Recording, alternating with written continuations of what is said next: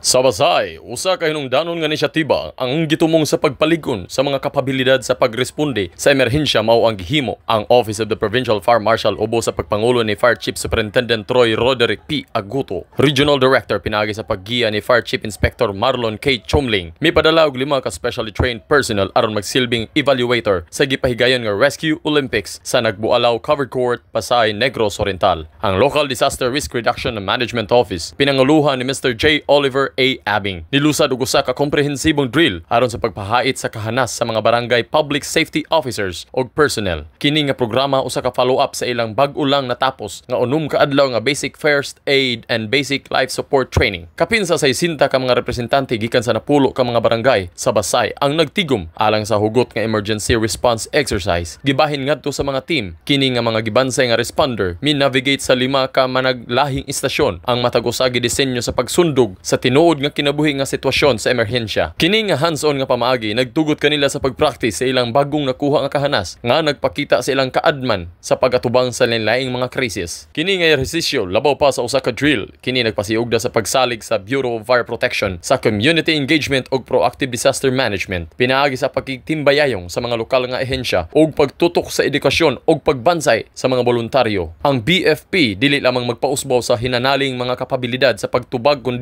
pagpalambo usab sa kultura sa kalig-on ug pagsalig sa kaugalingon sulod sa komunidad. Samtang kini nga dedikado nga mga voluntaryo nagpausog sa ilang kaadman, ang programa nagpalig-on sa usa ka mahinungdanon nga mensahe. Ang pagkaandam ug pagtinabangay sa team mao ang yawi sa pagatubang sa mga emerhensya nga direkta. Sa matag drill, ang munisipyo sa Basay mupaduol sa mas luwas ug mas lig-on nga kaugmaon. Alang sa BFP TV, madasigon alang sa kaluwasan sa publiko. Kini si FO2 Jason Roy Pyle.